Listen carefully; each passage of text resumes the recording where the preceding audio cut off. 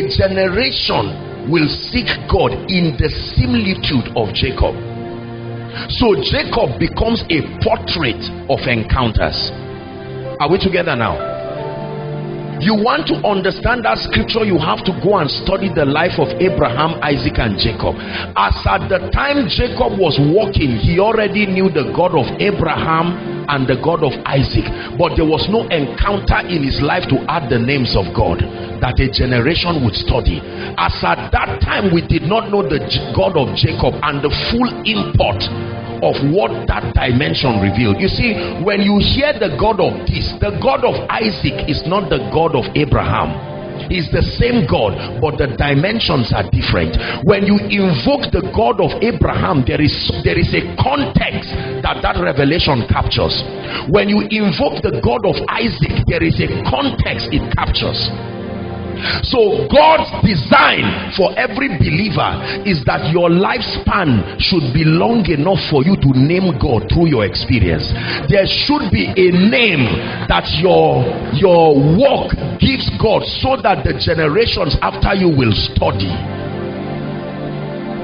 Are we together now? There was a kind of business Abraham did with God that made God say, I am the God of Abraham. When he appeared to Jacob, he called himself the God of Abraham.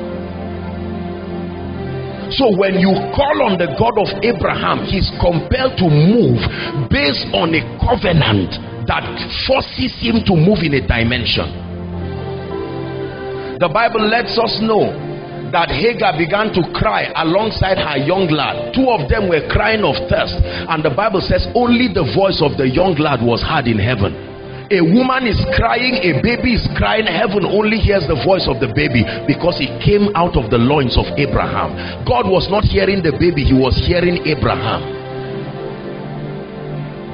Then there is the God of Isaac. That's a dimension on its own. Now it was left for Jacob to use his life and create a name that a generation will study. Had he not gone through that experience, we would not know that it was possible to encounter God that way.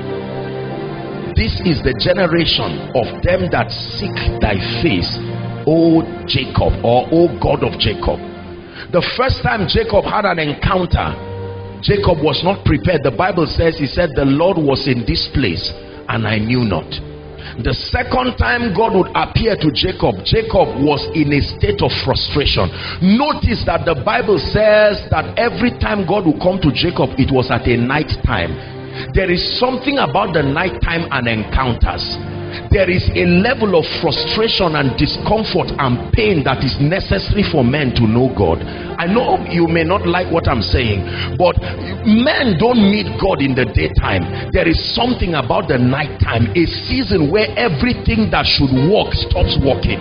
The Bible says in that frustration, Jacob was about to meet his elder brother Esau, whom he had defrauded of a birthright. It could cost him his life. The Bible says he dismissed his wife, separated his cattle when he was alone. Then the Bible says a man, a stranger, came and said, Jacob, let's try it again. You missed me the first time. And Jacob held on to him, and there was a wrestle. Notice that God never said, Jacob, how are you?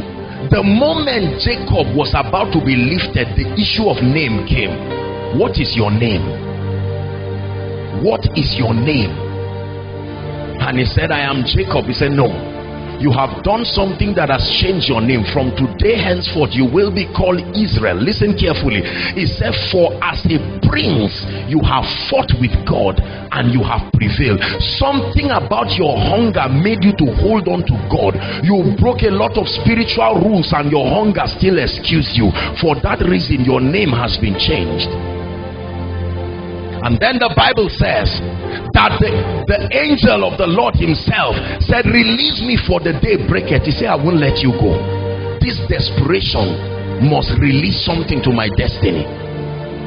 And then the Bible says, as soon as that encounter was over, it said the sun arose again, and he called the name of the place Peniel. Peniel means the face of God.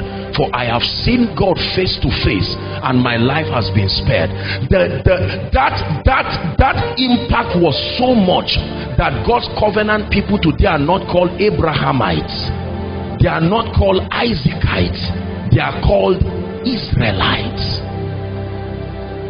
Not just the followers of Abraham. It is true they say we have Abraham as our father, but the depth of encounter that Isaac and Israel had, it made God to name a nation after him. The Israelites, the very Israel of God.